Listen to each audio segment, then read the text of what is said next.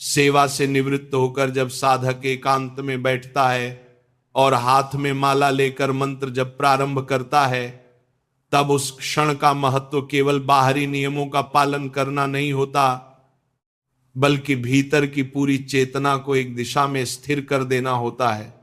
माला आरंभ करने से पहले सद्गुरुदेव को प्रणाम करना केवल एक औपचारिक क्रिया नहीं, बल्कि अपने अहंकार को नीचे रख देने का भाव है।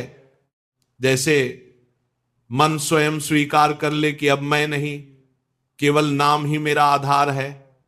जैसे ही माला चलती है, वैसे ही मौन धारण करना आवश्यक हो जाता है, क्योंकि जप के बीच में बोलना उस सूक्ष्म धारा को तोड़ देता है जो धीरे धीरे मन को भीतर खींच रही होती है।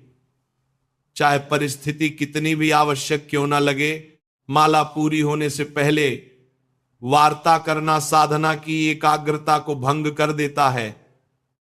इसीलिए जप का संकल्प अधूरा नहीं छोड़ा जाता। यदि बीच में बोल दिया तो वह क्रम टूट जाता है और पुनः उसी आरंभिक अवस्था में लौटना पड़ता है, क्योंकि जप केवल मनकों को सरकाना नहीं, बल्कि प्रत्येक मंत्र के साथ अपने चित्त को जोड़ना है। जप के समय शरीर की स्थिति भी उसी प्रकार की होनी चाहिए जैसे कोई दीपक बिना हवा के शांत लौ से जलता है। मेरुदंड सीधा रहे, दृष्टि नासाग्र पर स्थिर रहे, ताकि मन बाहर भटकने का अवसर न पाए। आंखें मूंद लेने से कभी कभी भीतर की जागरूकता कम हो जाती है और नींद का आवरण आ जाता है। इसलिए आंखें खुली रखते हुए मंत्र का स्मरण करना साधक को जागृत रखता है। यदि कोई कंबल ओढ़कर या आंखें ढककर बैठ जाए तो धीरे धीरे जप की धारा सोने में बदल जाती है और समय निकल जाता है। जबकि साधना का उद्देश्य चेतना को जगाना है, सुलाना नहीं। एकाग्र दृष्टि और सीधा आसन केवल बाहरी अनुशासन नहीं, बल्कि मन को एक दिशा देने का माध्यम है, जिससे हर उच्चारण भीतर उतरता जाए। जप के समय मन, वाणी और शरीर तीनों की स्थिरता आवश्यक है। गर्दन घूम आना, इधर उधर देखना या किसी की ओर ध्यान देना उस सूक्ष्म संवाद को बाधित कर देता है जो नाम और साधक के बीच चल रहा होता है। जब कोई विशेष मंत्र की 11 माला का नियम लेता है, तब हर मनके पर पूरा मंत्र उतारना चाहिए, जैसे कोई व्यक्ति अक्षर अक्षर लिख रहा हो। अत्यधिक गति से माला चलाना इस बात का संकेत बन जाता है कि ध्यान मंत्र पर नहीं, बल्कि संख्या पूरी करने पर है। यदि एक बार भी राधा नाम को मन से जपा जाए तो उसमें ही पूरा भाव उतर सकता है। फिर बिना अक्षर का दर्शन किए तेजी से मन के सरकाना केवल बाहरी क्रिया रह जाती है। माला का उद्देश्य केवल गिनती रखना नहीं, बल्कि हर मंत्र को सुनना, मनन करना और उसे भीतर उतरने देना है, ताकि मन विषयों से हटकर सच्चिदानंद की ओर दौड़ पड़े। जप के समय 4 प्रकार के व्यवहार साधना की धारा को तोड़ देते हैं। बोलना, इधर उधर देखना, शरीर को हिलाना और हंसी मजाक में प्रपंच की चर्चा करना, ये सब उस आंतरिक शांति को भंग कर देते हैं जो नाम के साथ बनती है। कई बार लोग माला हाथ में लेकर बातचीत करते रहते हैं, जैसे बाहरी क्रिया ही पर्याप्त हो, परंतु ऐसा करना नाम का उपहास बन जाता है। जप के समय मुख से अनावश्यक वायु भी न निकले, जिह्वा की स्थिति सूक्ष्म रहे, नाक की श्वास से मंत्र का उच्चारण हो और वही श्रवण बन जाए। यह अवस्था धीरे धीरे साधक को भीतर ले जाती है, जहां केवल नाम का कंपन रह जाता है। भगवान के नाम का उच्चारण करोड़ों जन्मों के पापों को मिटा देने वाली शक्ति रखता है। यह कोई जड़ शब्द नहीं, बल्कि सच्चिदानंद स्वरूप का स्पर्श है। भौतिक वस्तुओं के नाम जैसे नहीं कि केवल बोलने से कुछ न बदले। यह तो वह ध्वनि है जिसकी महिमा स्वयं भगवान भी पूरी तरह नहीं कह सकते। जो नाम जप करता है वह स्वयं पवित्र कीर्ति वाला बन जाता है और उत्तम श्लोक भगवान की ओर बढ़ता है। इस मार्ग में चलने वाले साधक के लिए कठोर प्रायश्चितों की आवश्यकता नहीं रहती, क्योंकि नाम जब स्वयं भीतर की मलिनता को धोता जाता है। जब तक अनंत जन्मों के पाप शेष रहते हैं तब तक नाम में रुचि नहीं आती। इसलिए कई लोग नाम की महिमा सुनकर भी उसमें प्रवृत्त नहीं हो पाते और तर्क करते रहते हैं कि केवल नाम लेने से क्या होगा। परंतु नाम कोई साधारण ध्वनि नहीं, वह चेतना को बदल देने वाला तत्व है। नाम जप से केवल पाप ही नहीं मिटते, बल्कि पाप की प्रवृत्ति और संस्कार भी धीरे धीरे समाप्त होते हैं। कभी कभी उपासक से भूल या कुसंग के कारण कोई चूक हो जाती है, पर नाम का प्रभाव ऐसा होता है कि भीतर तत्काल ग्लानि उत्पन्न होती है और वह दोष टिक नहीं पाता। यहां तक कि प्रारब्ध भी क्षीण करने की सामर्थ्य नाम में है। फिर भी साधक अपने आराध्य के विधान को स्वीकार करके उसे सहज भाव से भोग लेता है, क्योंकि उसे हर परिस्थिति में अपने स्वामी की कृपा दिखाई देने लगती है। जो पाप प्रारब्ध में नहीं है वे बिना प्रयास के नाम जप से नष्ट हो जाते हैं, और प्रारब्ध को समाप्त करने के लिए संकल्प करना पड़ता है। पर भक्त संकल्प रहित होकर उसे ईश्वर की इच्छा मानकर स्वीकार कर लेता है। नाम की आवृत्ति से उपासना की गहराई बढ़ती है और धीरे धीरे भगवत प्रेमी महात्माओं का सानिध्य प्राप्त होता है। जब पाप क्षय होने लगते हैं तब हृदय में संत दर्शन की इच्छा जागती है और संत संग से सेवा का भाव उत्पन्न होता है। सेवा के माध्यम से निष्ठा जागती है और उसी से शोक, भय और चिंता का मूल उच्छेद होने लगता है। फिर हृदय में प्रेम का उत्कर्ष होता है और साधक चाहे तो तत्व साक्षात्कार प्राप्त करे या प्रेम के मार्ग में प्रवेश करे, दोनों ही नाम जप के फलस्वरूप उपलब्ध हो जाते हैं। फिर भी सावधानी आवश्यक है, क्योंकि सब लोग नाम की महिमा सुन ही नहीं पाते और जो सुनते हैं उनमें भी कुछ ही लोग उसे पकड़ पाते हैं। जो नाम में लगे हैं, यदि वे महापुरुषों का अपमान करें या वैष्णव निंदा करें तो पतन की संभावना बन जाती है। जैसे भरत जी मृग की ममता में बंध कर निकृष्ट देह को प्राप्त हुए, वैसे ही जप करते हुए भी यदि ममता या अपराध हो जाए तो साधक अपनी स्थिति से गिर सकता है। बैकुंठ में स्थित जय विजय भी महापुरुषों का अपमान करके पतन को प्राप्त हुए। इसलिए किसी भी संत या उपासक की निंदा करना अपने ही आराध्य का अनादर बन जाता है।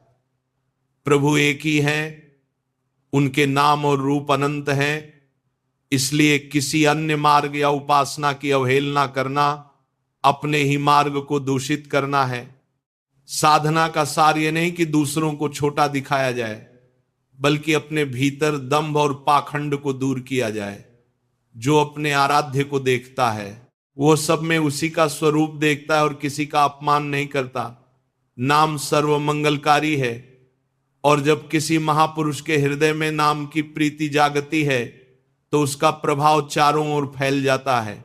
जैसे नाम की ध्वनि सुनते ही लोगों के हृदय पिघलने लगते हैं, आंखों में आंसू आ जाते हैं और भीतर एक अदृश्य आकर्षण उत्पन्न हो जाता है। ऐसी अवस्था में भक्ति किसी पदवी या फल की इच्छा से नहीं, बल्कि सहज प्रेम से बहती है। जो कुछ प्राप्त होता है वह संत सेवा और भगवंत सेवा में समर्पित हो जाता है और साधक सबको प्रसन्न रखने वाला बन जाता है।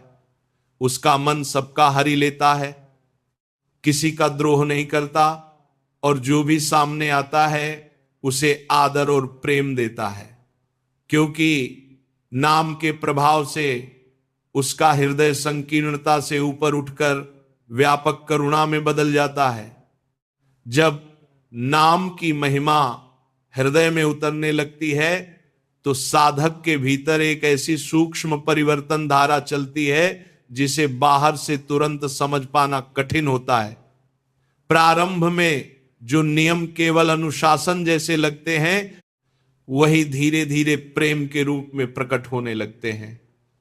पहले जहां माला को पूरा करने का प्रयास केवल संकल्प निभाने जैसा होता है, वहीं आगे चलकर हर मन का एक जीवंत मिलन बन जाता है।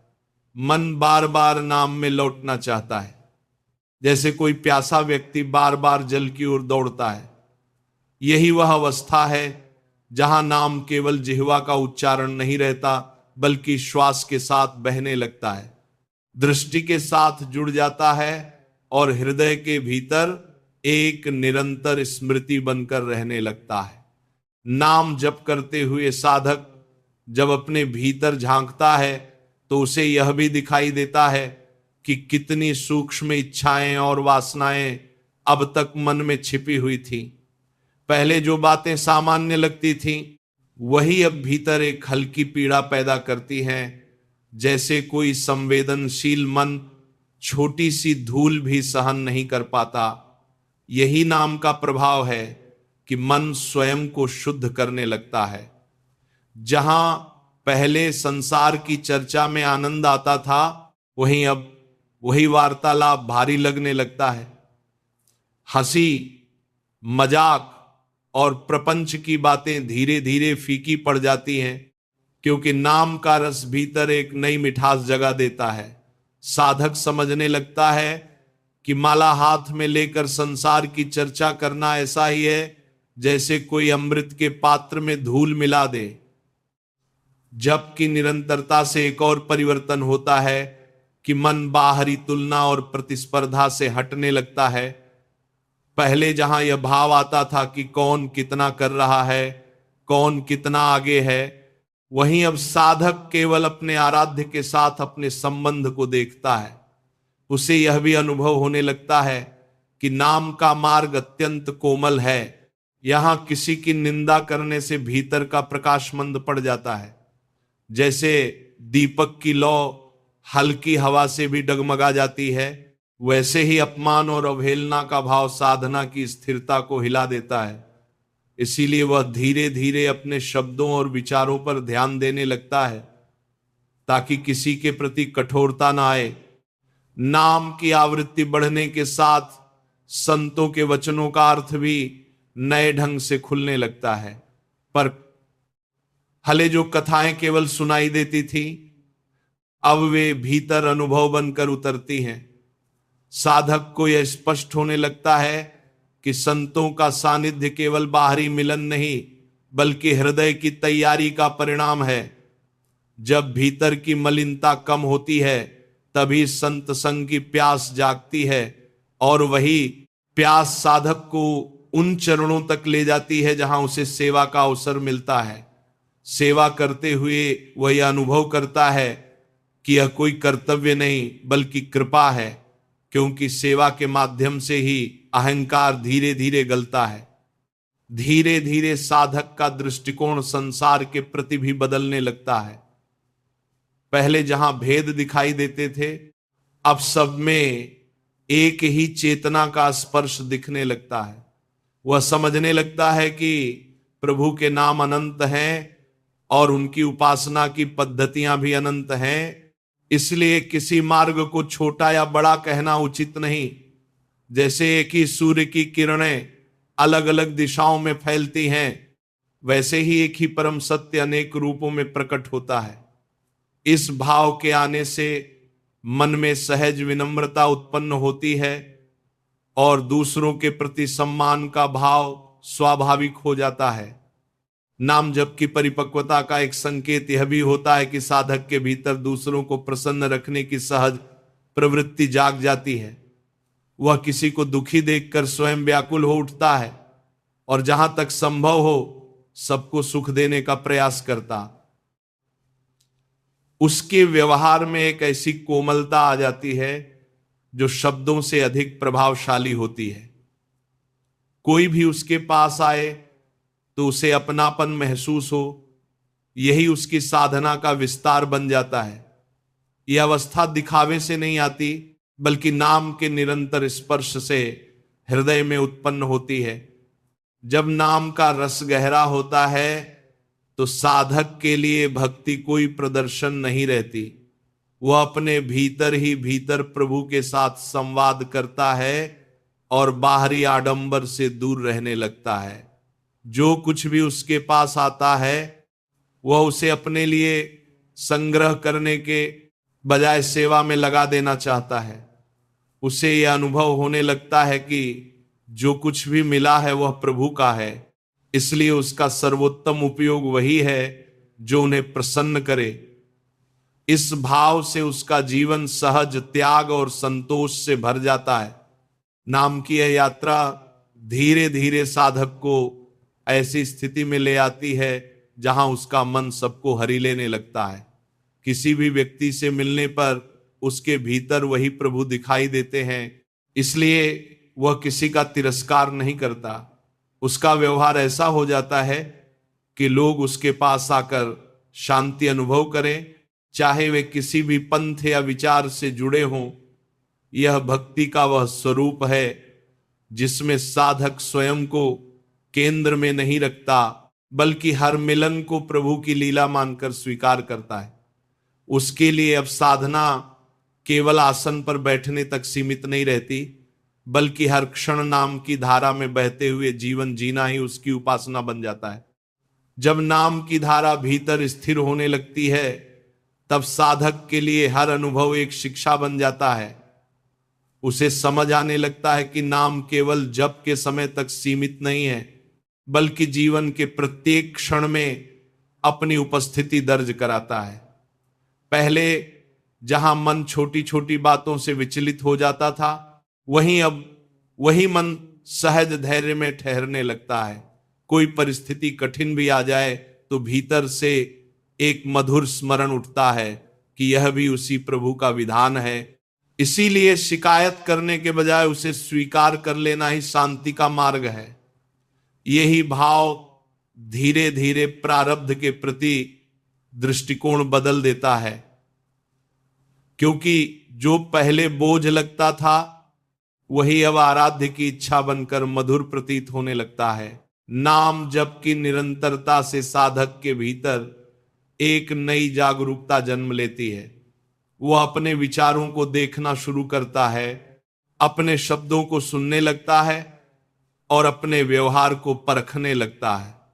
उसे अनुभव होने लगता है कि बाहरी संसार को बदलने से पहले अपने भीतर की वृत्तियों को बदलना आवश्यक है। जब कभी मन में किसी के प्रति कठोरता आती है तो नाम का स्मरण उसे तुरंत सावधान कर देता है, जैसे कोई भीतर से कह रहा हो कि यह मार्ग प्रेम का है, यहां कटुता टिक नहीं सकती। इस प्रकार नाम स्वयं मार्गदर्शक बनकर साधक को संभालता है। धीरे धीरे साधक यह भी अनुभव करता है कि नाम का रस जितना गहरा होता है उतना ही विनम्रता बढ़ती जाती है। पहले जहां साधना के कारण गर्व की संभावना रहती थी, वहीं अब उसे यह स्पष्ट दिखाई देता है कि जो कुछ भी हो रहा है वह उसकी अपनी शक्ति से नहीं बल्कि कृपा से हो रहा है। यही भाव उसे दूसरों के प्रति कोमल बना देता है। किसी को गिरते हुए देखकर वह आलोचना नहीं करता, बल्कि भीतर से उसके लिए मंगल कामना करता है। उसे यह समझ आ जाती है कि हर साधक अपनी यात्रा में अलग अलग अवस्था से गुजर रहा है, इसीलिए तुलना या तिरस्कार का कोई स्थान नहीं। नाम की यह परिपक्वता साधक को भीतर से स्वतंत्र कर देती है। वह बाहरी मान अपमान से ऊपर उठने लगता है, क्योंकि उसका ध्यान अब लोगों की प्रतिक्रिया पर नहीं बल्कि अपने आराध्य के प्रसन्न होने पर टिक जाता है। यदि कोई उसकी प्रशंसा करे तो भी वह शांत रहता है, और यदि कोई आलोचना करे तो भी भीतर की स्थिरता बनी रहती है। यह स्थिति किसी प्रयास से नहीं आती, बल्कि निरंतर नाम जप से हृदय में उत्पन्न होती है। जैसे नदी अपने प्रवाह में स्वयं मार्ग बना लेती है, वैसे ही नाम का प्रवाह साधक के भीतर नए मार्ग खोल देता है। समय के साथ साधक यह अनुभव करता है कि नाम का प्रभाव केवल व्यक्तिगत नहीं बल्कि सामूहिक भी होता है। जहां नाम का उच्चारण होता है वहां का वातावरण बदलने लगता है। लोग बिना किसी कारण के शांति अनुभव करते हैं और हृदय में एक अनजानी कोमलता जागने लगती है। यह वही स्थिति है जिसमें किसी महापुरुष के पास बैठने मात्र से मन हल्का हो जाता है। क्या वो कि उनके भीतर नाम का कंपन निरंतर चल रहा होता है। साधक समझने लगता है कि नाम केवल उसके लिए नहीं बल्कि समस्त जगत के लिए मंगलकारी है। नाम के प्रभाव से जीवन की प्राथमिकताएं भी बदल जाती हैं। जो वस्तुएं पहले आकर्षक लगती थी वे अब उतनी महत्वपूर्ण नहीं रह जाती। मन स्वाभाविक रूप से उन कार्यों की ओर झुकने लगता है जो सेवा और प्रेम से जुड़े हों। जो कुछ भी प्राप्त होता है उसे बांट देने की प्रवृत्ति बढ़ जाती है, क्योंकि भीतर यह भाव दृढ़ हो जाता है कि संग्रह से नहीं समर्पण से संतोष मिलता है। यही समर्पण धीरे धीरे साधक को उस स्थिति तक ले जाता है जहां वह अपने जीवन को प्रभु के हाथों में सौंप देता है। जब यह भाव स्थिर हो जाता है तो साधक का हृदय सबके लिए खुला रहता है। कोई भी व्यक्ति उसके पास आए तो उसे तिरस्कार नहीं मिलता बल्कि अपनापन मिलता है। वह यह नहीं देखता कि सामने वाला किस मार्ग से आया है, बल्कि केवल यह देखता है कि उसमें भी वही चेतना विद्यमान है। यही दृष्टि भक्ति का वास्तविक विस्तार बन जाती है। इस अवस्था में साधक का जीवन स्वयं एक सत्संग बन जाता है, जहां शब्दों से अधिक उसकी उपस्थिति बोलती है और नाम की धारा उसके हर कर्म में झलकने लगती है। नाम की साधना जब हृदय में गहराई तक उतर जाती है तो साधक के भीतर एक अद्भुत परिवर्तन दिखाई देने लगता है। पहले जो बातें केवल शास्त्रों में सुनी जाती थीं वही अब जीवन का प्रत्यक्ष अनुभव बन जाती है। उसे यह स्पष्ट होने लगता है कि नाम केवल पापों का नाश करने तक सीमित नहीं है बल्कि भीतर छिपी हुई प्रवृत्तियों को जड़ से उखाड़ देता है। कभी कभी मन में उठने वाली सूक्ष्म वासनाएं जो वर्षों से संस्कार बनकर बैठी थी, नाम की निरंतर धारा से धीरे धीरे शांत होने लगती हैं। जैसे किसी गहरी मिट्टी में दबे बीज को बार बार जल मिलने से वह गलने लगे, वैसे ही नाम का स्मरण भीतर के थोर संस्कारों को पिघला देता है। साधक को यह भी अनुभव होता है कि जब तक पापों का बोझ हल्का नहीं होता तब तक संतों के समीप पहुंचना कठिन लगता है। पर जैसे जैसे नाम जप बढ़ता है भीतर एक नई इच्छा जन्म लेती है कि ऐसे महात्माओं के पास जाया जाए जिनके जीवन में नाम साकार रूप में बह रहा है।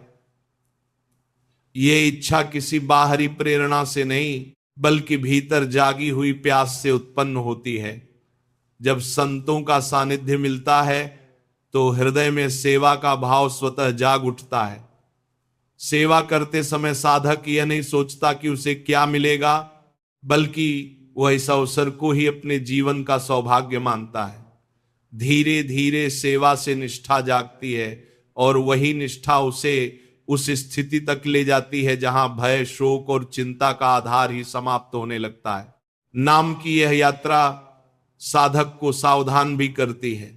जैसे जैसे साधना आगे बढ़ती है वैसे वैसे यह समझ भी गहरी होती जाती है कि किसी महापुरुष का अपमान या किसी भक्त की निंदा साधना के मार्ग में सबसे बड़ा अवरोध बन सकती है।